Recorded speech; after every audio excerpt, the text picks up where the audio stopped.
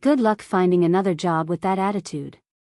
That's what Derek Hammond said on March 22, 2024 at 4:47 p.m. in Conference Room B at Meridian Financial Services, leaning back in his chair with his arms crossed and that particular smile executives wear when they think they've just won something important, while HR Director Jennifer Costa sat beside him with a termination letter and a severance agreement that gave me 2 weeks' pay in exchange for signing away my right to discuss the circumstances of my departure.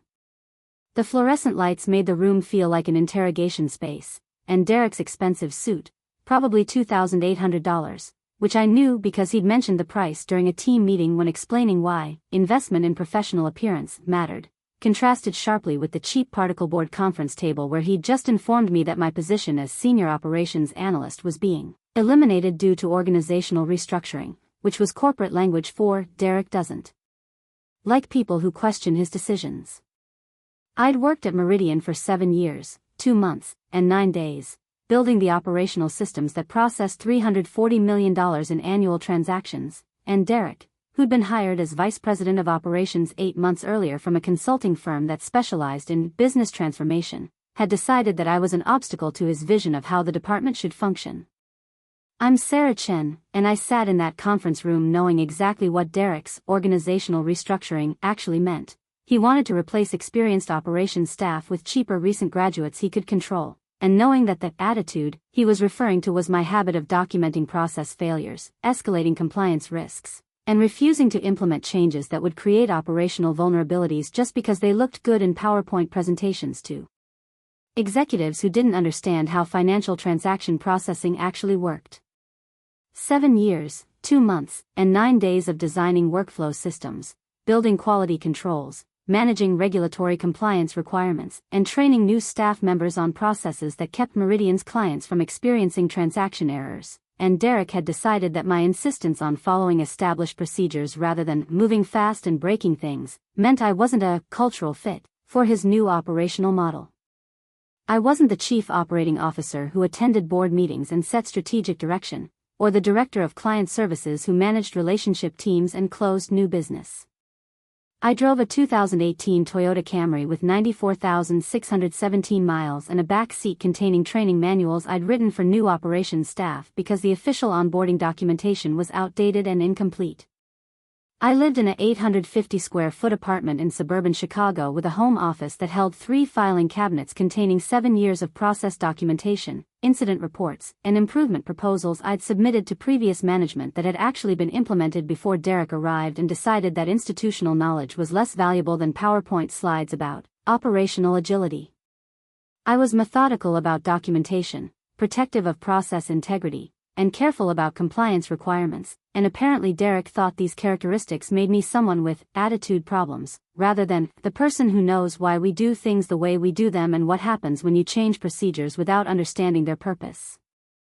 I joined Meridian Financial Services in January 2017 when they were a mid-sized wealth management firm processing approximately $180 million in annual client transactions. The company provided investment management services, financial planning, and trust administration for high-net-worth individuals and small institutional clients. My role as operations analyst was to manage the transaction processing systems, ensure regulatory compliance with SEC and FINRA requirements, coordinate with custodian banks, and maintain the quality controls that prevented errors in client account management. Operations work in financial services is invisible when it's done correctly. Clients don't notice when their trades execute properly, when their account statements are accurate, when their tax documents arrive on time, and when their money moves between accounts without errors. They only notice when something goes wrong, when a trade doesn't execute, when a statement shows incorrect balances, when tax documents contain errors, or when transfers disappear into processing limbo. My job was to make sure clients never noticed operations, which meant building systems that caught errors before they reached clients, maintaining documentation that survived audits, and training staff to follow procedures that prevented the kinds of mistakes that generate regulatory violations and client complaints. For 6 years, this worked well. I was promoted to Senior Operations Analyst in 2019 with a salary increase to $78,000. I built automated reconciliation systems that reduced transaction errors by 63%. I created training programs that decreased new employee onboarding time from 12 weeks to 7 weeks. I documented processes that survived 3 separate regulatory audits with 0 findings. I developed relationships with custodian banks that resolved issues quickly when problems occurred. And then Derek Hammond was hired in July 2023 as Vice President of Operations, brought in from a management consulting firm to modernize operations and increase efficiency.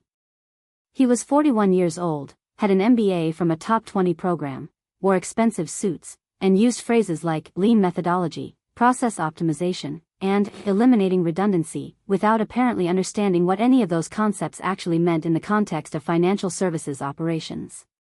Our first meeting was during his second week, when he scheduled one-on-one conversations with each member of the operations team to understand current workflows and identify improvement opportunities.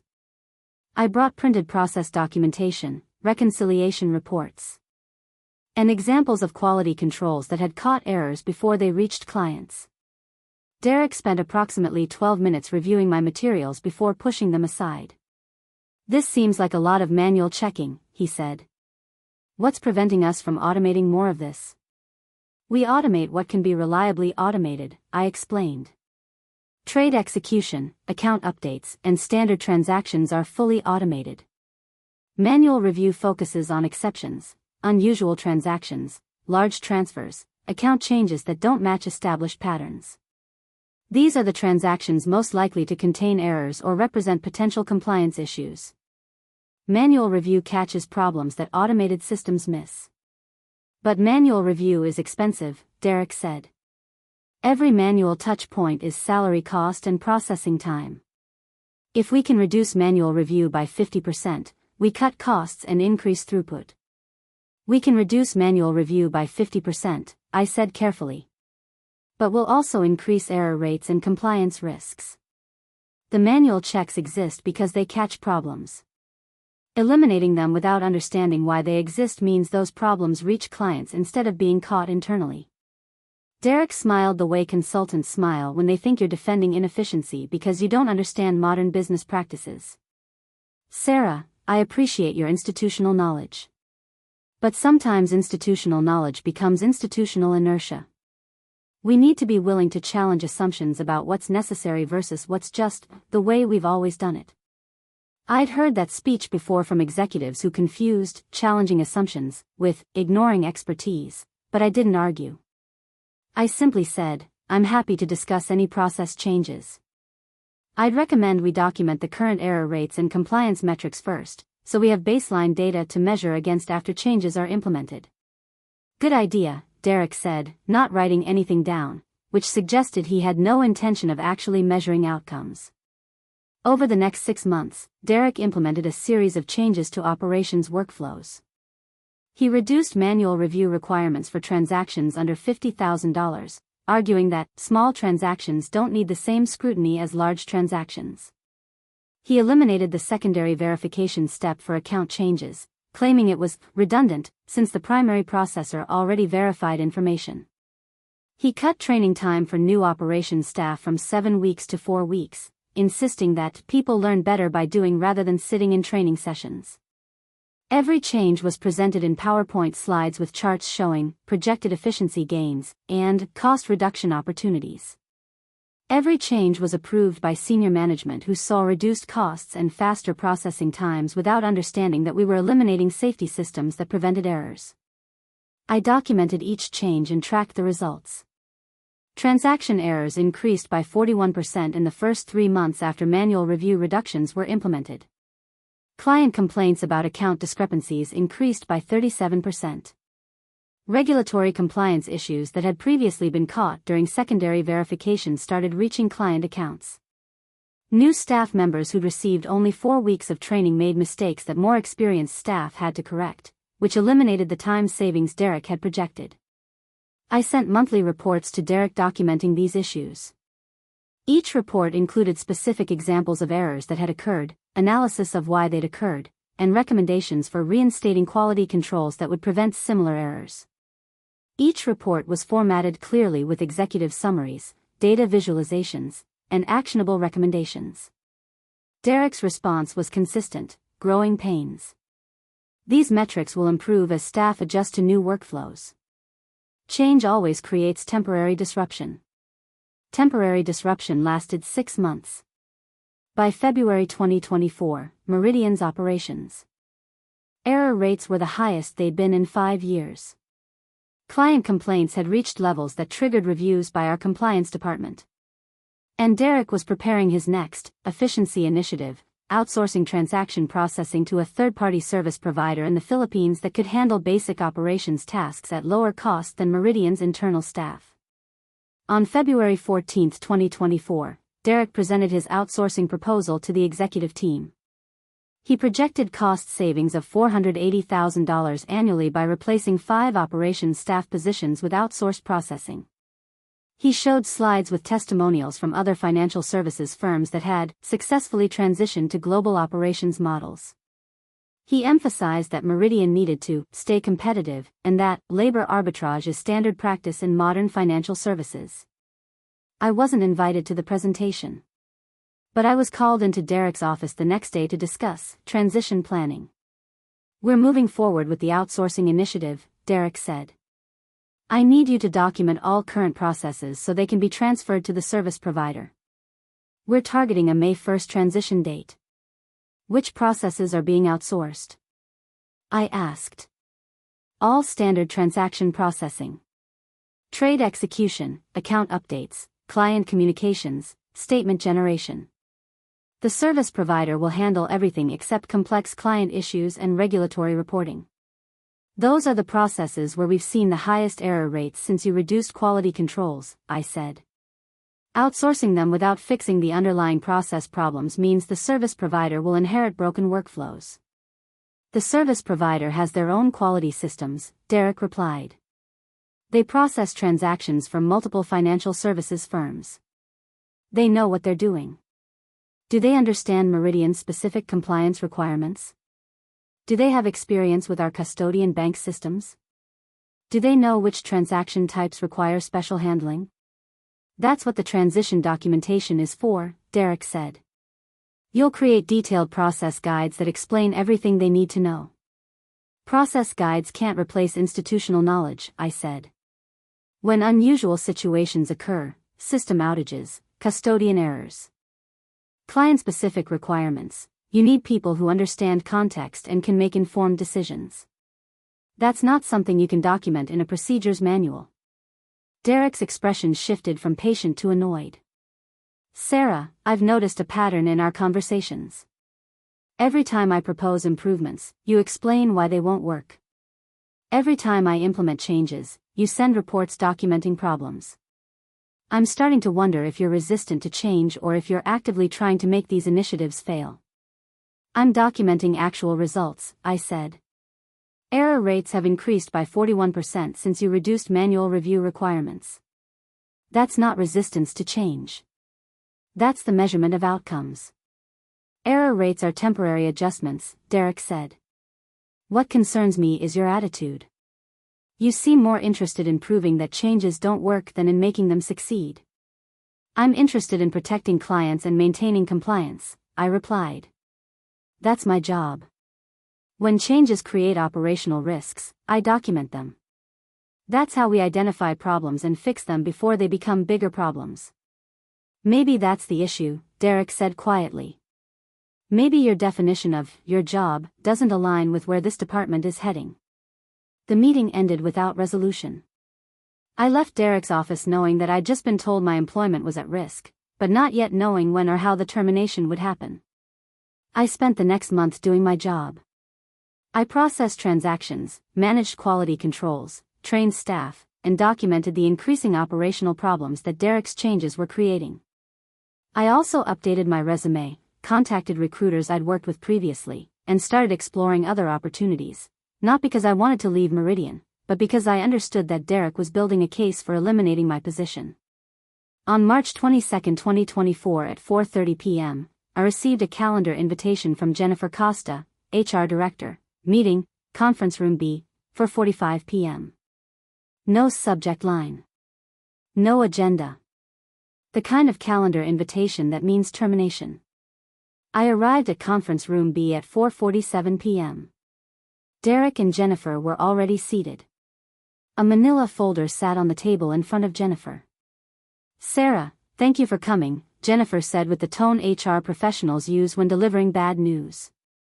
"We need to discuss some organizational changes that affect your position." Derek leaned back in his chair, arms crossed, already smiling before Jennifer had finished speaking. "We've completed a departmental review," Jennifer continued, "and we've determined that your role as Senior Operations Analyst is being eliminated as part of operational restructuring. Your last day will be April 5th, which gives you 2 weeks to transition your responsibilities. We're prepared to offer you 2 weeks of severance pay in exchange for signing a separation agreement." She slid the manila folder across the table. Inside was a termination letter and a severance agreement that included a non-disparagement clause and a waiver of any claims against Meridian. "What responsibilities am I transitioning to?" I asked. "If my role is eliminated, who's handling operations workflow management, quality control oversight, and compliance documentation?" "Those functions will be absorbed by other team members," Derek said. "And increasingly by the outsourced service provider after May 1st. We're moving toward a more distributed operations model where everyone handles pieces of the workflow rather than having dedicated oversight roles." "So you're eliminating the position that monitors quality and compliance," I said. "Right before outsourcing processes to a third-party provider that doesn't have institutional knowledge about Meridian systems. We're eliminating redundancy and creating a more efficient structure," Derek replied. "This isn't personal, Sarah. It's about organizational needs." "It's personal enough that you're smiling," I said. Derek's smile widened. "I'm optimistic about the department's future. I think these changes will lead to significant improvements." I looked at the separation agreement. 2 weeks of severance, approximately $3,000, in exchange for agreeing not to discuss the circumstances of my termination and waiving any legal claims. It was a standard package designed to minimize legal risk for Meridian while providing minimal benefit to terminated employees. "I need to review this with an attorney," I said. "That's your right," Jennifer replied. "But the offer expires in 5 business days. After that, we revert to standard termination without severance." I closed the folder and stood up. "I'll let you know." Derek couldn't resist a parting comment. "Good luck finding another job with that attitude," he said. "Financial services firms are looking for people who embrace change, not people who resist it." I left conference room B at 4:58 p.m., drove to my apartment in my Camry with 94,617 miles, and sat in my home office surrounded by 7 years of process documentation that proved exactly what happened when you eliminated quality controls and outsourced complex operations to providers without institutional knowledge. Now about 61% of you think I'm about to sabotage Derek's outsourcing initiative by withholding documentation or secretly undermining the transition, and you're completely wrong. Subscribe right now, because what actually happens is that I accept the severance, sign the agreement, transition my responsibilities professionally, and then get recruited by Meridian's parent company to fix operational problems in their portfolio companies, which eventually leads to me returning to Meridian as Derek's new supervisor after his outsourcing initiative creates exactly the compliance disaster I'd warned about. No sabotage. No revenge. Just natural consequences of eliminating quality oversight and ignoring institutional knowledge, combined with a corporate parent that eventually notices their subsidiary is generating regulatory violations and client complaints at unprecedented rates. I signed the separation agreement on March 27, 2024.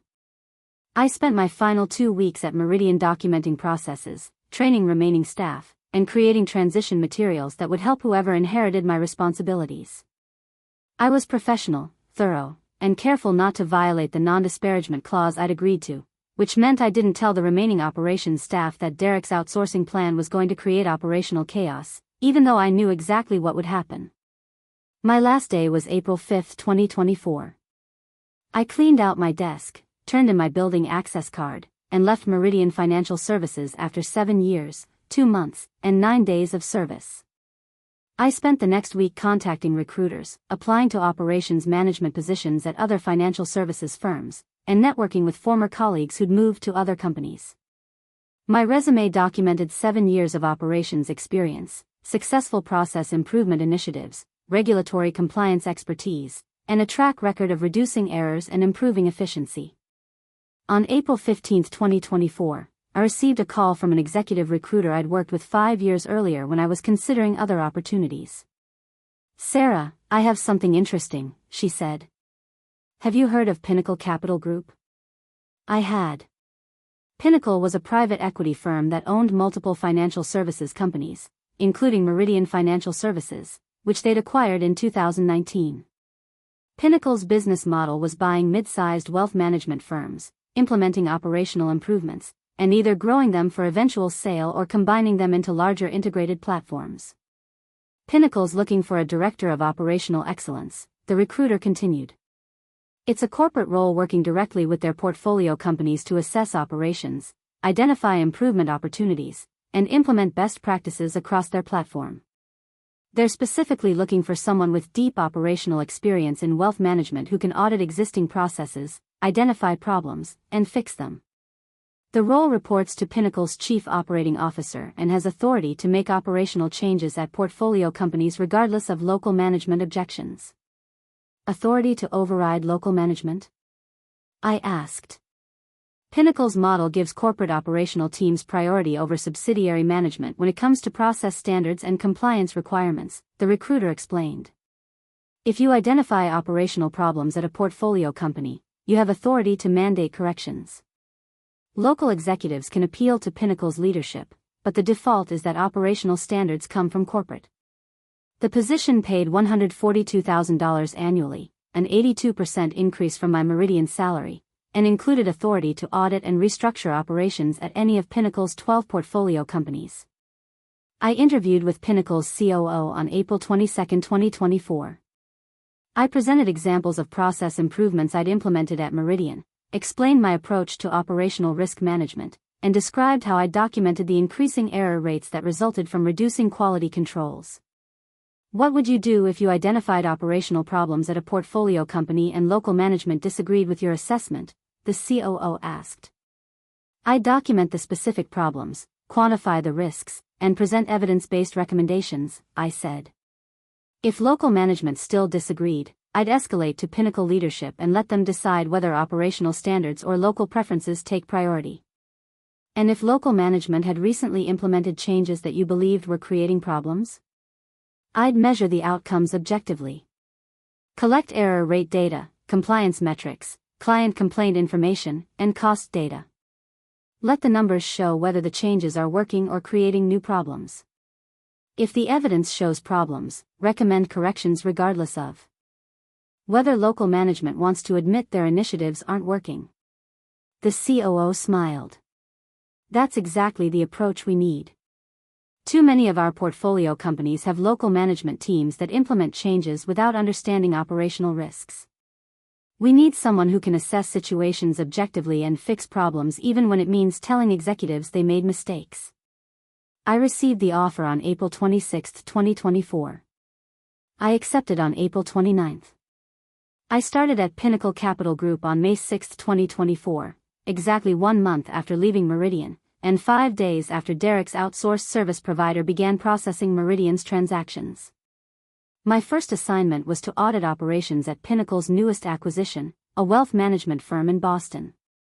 I spent 3 weeks reviewing their processes, identifying efficiency opportunities, and implementing improvements.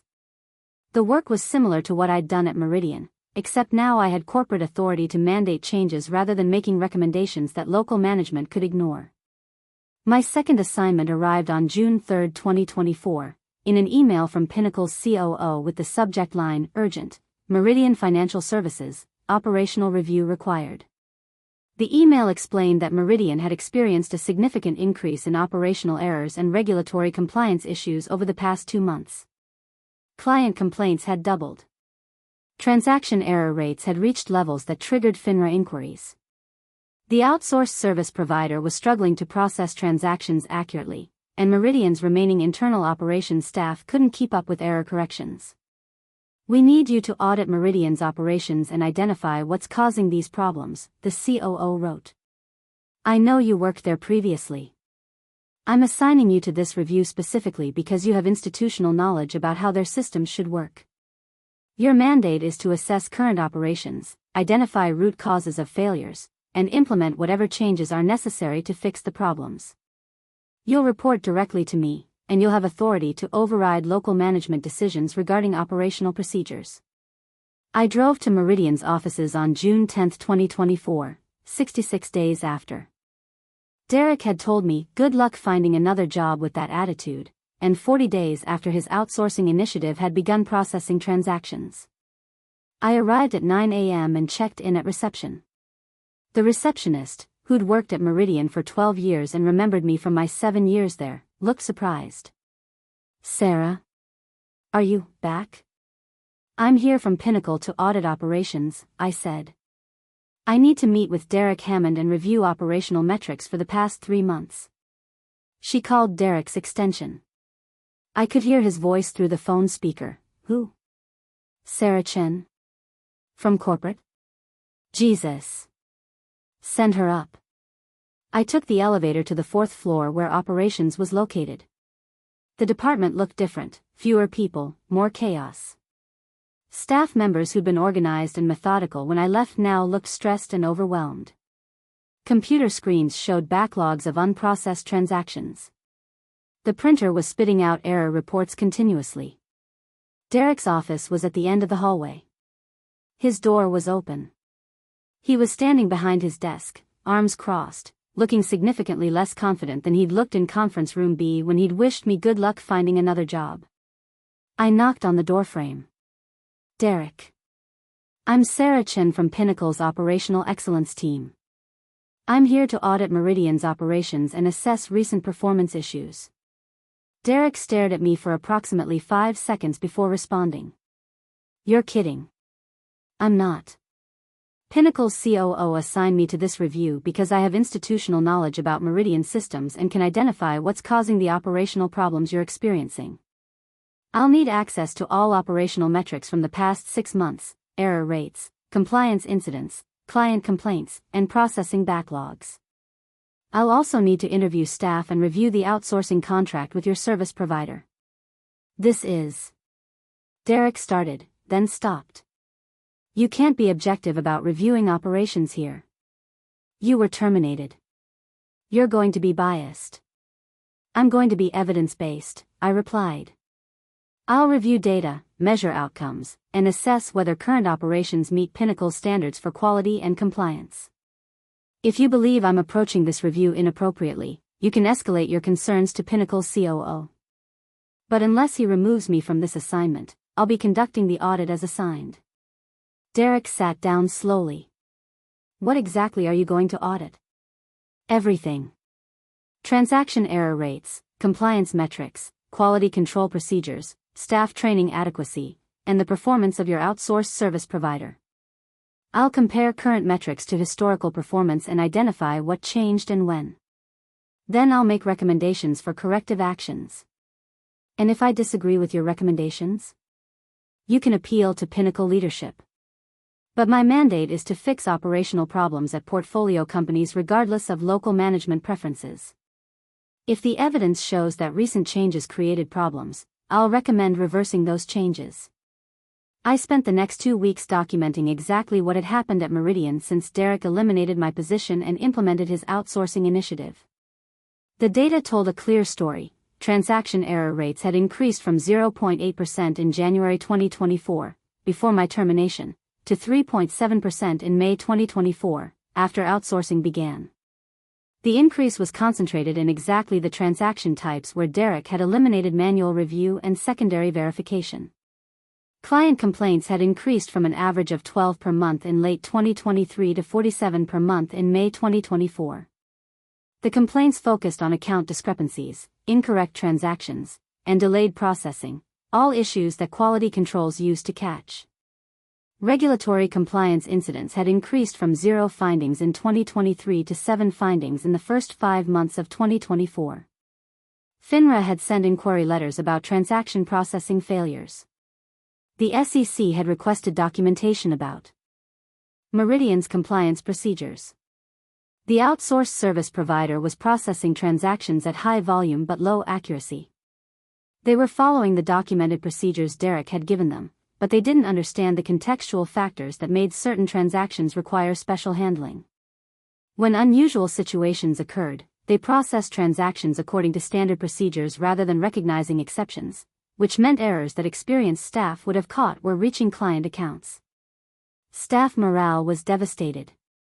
The 5 operations employees whose positions had been eliminated were gone. The remaining staff were working overtime trying to correct errors the outsourced provider was creating, while also handling the client complaints and regulatory inquiries that resulted from declining operational quality. I compiled this data into a comprehensive audit report with the subject line, Meridian Financial Services, Operational Audit Findings and Corrective Action Requirements. The report documented the operational changes Derek had implemented since July 2023, the increasing error rates and compliance issues that resulted from those changes, the specific processes where quality had declined, the cost of error correction, client remediation, and regulatory response recommendations for reinstating quality controls and restructuring outsourcing arrangements. I sent the report to Pinnacle's COO on June 24, 2024. I also sent a copy to Derek and scheduled a meeting to review findings. The meeting took place on June 26, 2024 at 10 a.m. in Conference Room B, the same room where Derek had terminated me 3 months earlier. Present were Derek, Jennifer Costa from HR, Pinnacle's COO on video conference, and me. I presented the findings. I showed the error rate trends. I explained how eliminating quality controls had created problems. I documented the cost of Derek's efficiency improvements, approximately $680,000 in error correction costs, client remediation, regulatory penalties, and lost business from clients who'd moved to other firms after experiencing operational problems. Derek tried to defend his decisions. These are growing pains from transitioning to a new operational model. The metrics will improve as the outsourced provider gains more experience with our systems. The provider has been processing transactions for 7 weeks, I said. Error rates are increasing, not decreasing. And the errors are concentrated in exactly the areas where you eliminated manual review and secondary verification, the quality controls that existed specifically to catch these types of mistakes. The previous operational model was inefficient, Derek argued. We were spending too much on manual review of transactions that didn't need that level of scrutiny. I pulled up a slide showing cost analysis. Manual review cost Meridian approximately $180,000 annually in salary for staff time. Error correction, client remediation, and regulatory response over the past 3 months has cost $680,000. You eliminated controls that cost $180,000 to prevent problems that now cost $680,000 to fix. That's not efficient. That's replacing prevention costs with much higher correction costs. Pinnacle's COO spoke from the video screen. Derek, what's your plan to address these issues? We're working with the service provider to improve their accuracy, Derek said. We're implementing additional training and oversight. How long will that take? The COO asked. 3 to 6 months to see significant improvement. You've already been working on it for 2 months and error rates are increasing, the COO said. Sarah, what's your recommendation? Immediately reinstate manual review and secondary verification for all transactions over $25,000, I said. Bring back quality control procedures that were eliminated last year. Restructure the outsourcing arrangement to limit the provider to simple standard transactions only, with complex or unusual transactions handled internally by experienced staff. Hire back at least 2 of the operations positions that were eliminated, prioritizing people with institutional knowledge about Meridian systems. Estimated timeline to return to acceptable quality levels, 8 to 12 weeks with proper staffing and procedures. Cost? The COO asked. Approximately $220,000 annually in additional staff costs and reduced outsourcing volume. But that's less than 1/4's worth of error correction costs under the current model. The changes will reduce errors, improve compliance, and decrease client complaints, which means lower operational costs and higher client retention. The COO looked at Derek. Why weren't these problems identified and addressed earlier? Derek hesitated. We were monitoring the situation. I believe the issues were temporary transition challenges. Sarah identified these exact problems 6 months ago, the COO said. I reviewed her personnel file. She sent monthly reports documenting increasing error rates and compliance risks. Why didn't you address her concerns? I felt she was resistant to change and overly focused on maintaining existing processes, Derek said. She was documenting actual outcomes, the COO replied. Error rates increased by 41% after you reduced quality controls. That's not resistance to change. That's measurement of results. He paused. Effective immediately, Sarah is assigned to Meridian full-time to implement operational corrections. Derek, you'll provide her with full access to all systems, staff, and vendor relationships. Sarah will report directly to me regarding operational matters, and her recommendations for corrective actions are approved unless I specifically override them. Any questions? Derek looked like someone who just realized he was no longer in control of his own department. I spent the next 3 months rebuilding Meridian's operations. I reinstated quality control procedures. I restructured the outsourcing arrangement. I hired back 2 of the operations staff who'd been let go, people with institutional knowledge who understood Meridian systems and could train others effectively. I implemented automated monitoring that tracked error rates in real time and flagged problems immediately rather than waiting for monthly reports. By September 2024, Meridian's error rates had declined from 3.7% to 1.1%. Client complaints had dropped from 47 per month to 18 per month. Regulatory inquiries had stopped. Operational costs were higher than Derek's optimized model but significantly lower than the combined costs of error correction and remediation under his approach. On September 15, 2024, Pinnacle's COO called me.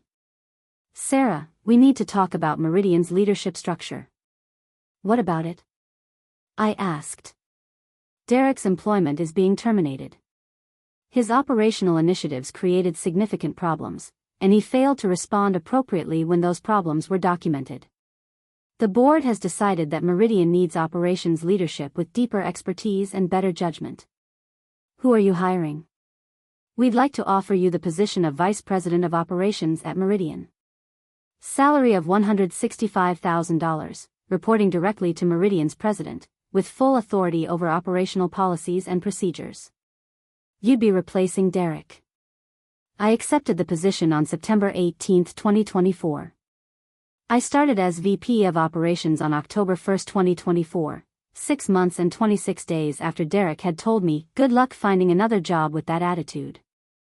On October 3, 2024, I saw Derek in the building lobby. He was cleaning out his office, carrying a cardboard box containing the items from his desk, including, I noticed, a framed photo of himself speaking at some industry conference where he'd probably given a presentation about operational transformation. He saw me walking toward the elevators in business attire, clearly heading to an executive meeting. He stopped walking. You're actually taking the VP role, he said. Yes. Starting Monday, I'm permanently assigned to Meridian as Vice President of Operations.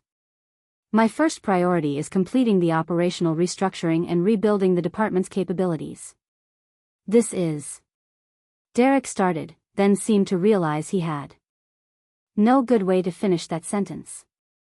This is what happens when you eliminate quality controls, ignore institutional knowledge, and prioritize PowerPoint presentations over actual operational outcomes, I said. You eliminated my position because I documented the problems your changes were creating. Pinnacle hired me specifically because I documented those problems accurately. Then they assigned me to fix the problems you created. And when the evidence showed that your operational initiatives had failed, they replaced you with someone who understands that efficiency means preventing problems, not creating them and then spending 3 times as much money fixing them. Derek tried to defend himself. I was trying to modernize operations and reduce costs. Those are legitimate business objectives. Legitimate objectives require effective execution, I replied. You reduced manual review to cut costs, and error rates increased by 41%. You outsourced processing to save money, and error correction costs exceeded the savings by a factor of 3. You eliminated my position to remove someone who questioned your decisions, and Pinnacle hired me back at a 53% higher salary because they valued the same analytical approach you called attitude problems. You weren't modernizing operations. You were breaking systems you didn't understand because you were more interested in looking innovative than in actually improving outcomes. The board should have given me more time, Derek said. Change takes time to show results. You had 8 months, I said. Error rates increased every month. Compliance problems increased every month. Client complaints increased every month. At some point, give it more time becomes stop ignoring evidence. The board looked at the data and decided that 8 months of declining performance was enough time to conclude that your approach wasn't working. Derek looked at me with an expression somewhere between anger and recognition that everything I was saying was documented in audit reports he couldn't refute. Good luck, he said finally. You're going to need it. I'm going to need institutional knowledge, operational expertise, and evidence-based decision-making, I replied. Fortunately, those are things I have. Good luck to you. You're going to need it more than I will. Derek walked out of the building carrying his box. I took the elevator to the 4th floor where the operations department I'd rebuilt was now mine to lead. Here's what they don't teach you in business school. Knowing why processes exist is more valuable than knowing how to make PowerPoint slides about eliminating them. Operations work is invisible when it's done correctly, which makes it easy for consultants and newly hired executives to look at functioning systems and see inefficiency, rather than carefully designed controls that prevent expensive problems. Derek saw manual review and secondary verification and thought, redundancy. What those procedures actually were was defense in depth, multiple layers of checking that caught errors before they reached clients. Eliminating one layer didn't make operations more efficient. It just meant errors that used to be caught internally now reached clients and became complaints, remediation costs, and regulatory violations. The math is simple. Meridian spent $180,000 annually on quality control procedures that kept error rates at 0.8% and client complaints at 12 per month. Derek eliminated those procedures to reduce costs, and error rates increased to 3.7% with client complaints reaching 47 per month. The cost of fixing those errors, remediating client accounts, and responding to regulatory inquiries was $680,000 in just 3 months, more than 3 times the annual cost of the prevention systems he'd eliminated. You want to call institutional knowledge resistance to change? Go ahead. But when someone with 7 years of operational experience tells you that eliminating quality controls will increase error rates, and you ignore them, because you think your MBA and consulting experience make you smarter than people who actually do the work, don't be surprised when the error rates increase exactly as predicted and the parent company replaces you with the person whose warnings you ignored. Derek thought, good luck finding another job, was a dismissive farewell to someone he'd successfully eliminated from his department. What it actually was the last thing he said before the operational problems I'd documented for 6 months became impossible to ignore, expensive to fix, and career-ending for the executive who'd created them. The separation agreement I signed included a non-disparagement clause that prevented me from publicly criticizing Derek or Meridian. It didn't prevent me from documenting factual operational metrics. It didn't prevent me from presenting evidence-based analysis to corporate leadership. And it definitely didn't prevent me from accepting a position with Meridian's parent company that gave me authority to audit subsidiaries and implement corrections regardless of local management objections. Pinnacle Capital Group hired me because they needed someone who could identify operational problems objectively and fix them even when it meant contradicting local executives who didn't want to admit their initiatives had failed. Derek created exactly the kind of operational disaster that made me valuable to corporate leadership: declining quality, increasing costs, regulatory problems, and a portfolio company president who was demanding to know why the subsidiary he was responsible for was suddenly generating FINRA inquiries and client complaints. I kept my Camry with 94,617 miles. I kept my filing cabinets with 7 years of process documentation. I kept the habit of measuring outcomes rather than believing PowerPoint projections, because operational excellence isn't about making processes look efficient in presentations, it's about actually preventing errors, maintaining compliance, and protecting clients. Derek walked out of Meridian carrying a cardboard box containing his desk photos and his certificate from that management consulting firm that taught him to use phrases like lean methodology, without teaching him to measure whether his changes actually improved anything.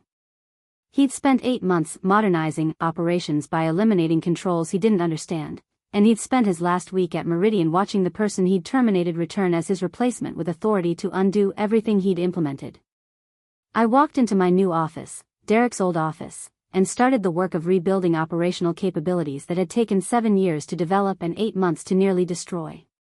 The first thing I did was reinstate the training program for new operations staff, extending it from 4 weeks back to 7 weeks, because people who understand why procedures exist make fewer mistakes than people who just follow steps without understanding their purpose.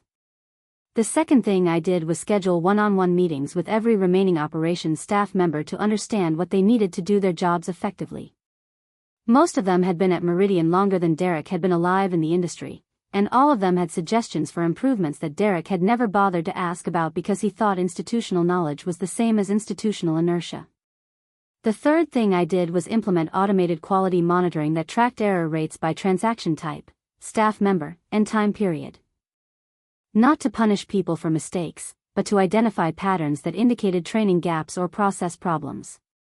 When error rates increased in specific areas, we could address root causes rather than just correcting individual errors. By December 2024, Meridian's operations were functioning better than they had before Derek arrived. Error rates were down to 0.6%, lower than the 0.8% baseline from 2023. Client complaints had declined to 9 per month. Regulatory inquiries had stopped entirely. And operational costs, while higher than Derek's optimized budget, were still 28% lower than the combined costs of error correction and remediation under his approach. The operations staff who'd survived Derek's restructuring told me privately that they'd spent 8 months watching quality decline and wondering why no one in leadership seemed to notice or care. They'd seen my monthly reports documenting problems. They'd watched Derek dismiss those reports as resistance to change. And they'd been relieved when Pinnacle finally assigned someone to audit operations and discovered that the problems were real, quantifiable, and entirely predictable based on the controls that had been eliminated. One of them, Marcus, who'd worked in operations for 11 years, said it best: Derek thought operations were about processing volume and reducing headcount. You understand that operations are about protecting clients and preventing problems. That's the difference between someone who manages operations and someone who understands operations. In January 2025, Meridian's president asked me to present operational performance metrics to the board. I showed them the 12-month trend, declining performance under Derek's initiatives, the crisis point that triggered Pinnacle's intervention, and the recovery that followed reinstating quality controls and rebuilding capabilities. One of the board members asked the question everyone was thinking: how did we let operations deteriorate for 8 months before the corporation intervened? Derek presented metrics that showed efficiency improvements, I said. Processing volume increased. Headcount decreased. Costs declined. Those metrics looked good in isolation. What wasn't visible in those presentations was that error rates were increasing, client complaints were rising, and compliance risks were growing. The operational problems only became visible when they reached levels that triggered external scrutiny, client complaints that escalated to executives, regulatory inquiries that required board attention, and audit findings that contradicted the efficiency narrative Derek was presenting. Why didn't anyone raise concerns earlier? Another board member asked. Someone did, the president said, looking at me. Sarah sent monthly reports documenting operational problems for 6 months before her position was eliminated. Derek characterized those reports as resistance to change. The board didn't see those reports because they weren't escalated past Derek's level. And then Pinnacle hired her back at a higher salary because they needed someone who would document problems accurately regardless of whether local management wanted to hear about them, the COO added via video conference.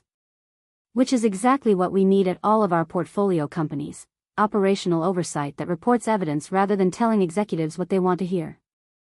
The board approved my operational budget for 2025, which included funding for the quality control systems and staffing levels necessary to maintain the performance standards Pinnacle required. They also revised the reporting structure so that operational metrics were reviewed by the board quarterly rather than just being managed by the VP of operations, which meant future operational problems would be visible to governance rather than being contained within a department that had incentive to hide problems. Derek's operational transformation had lasted 8 months and cost Meridian approximately $1.2 million in error correction, client remediation, regulatory response, lost business, and the executive recruitment costs for replacing him. My institutional knowledge, which he'd characterized as attitude problems, had been valuable enough that Pinnacle hired me back at a 53% salary increase specifically because I'd documented the problems he'd created. The lesson isn't that revenge is satisfying or that karma is real. The lesson is that operations work requires understanding why systems exist before you change them, and that people with institutional knowledge often know things that newly hired executives with consulting backgrounds don't know. When someone tells you that eliminating quality controls will increase errors, and you ignore them because you think they're just defending the status quo, you're making a bet that your assumptions are correct and their experience is wrong. Derek made that bet. He lost. And the person he dismissed as having attitude problems became his replacement because the parent company valued accurate analysis more than optimistic presentations. I still drive my Camry. I still keep detailed documentation. I still measure outcomes rather than believing projections.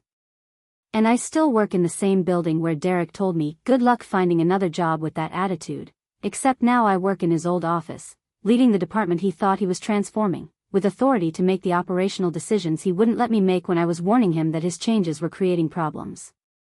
Good luck finding another job, Derek. You're going to need it more than I do.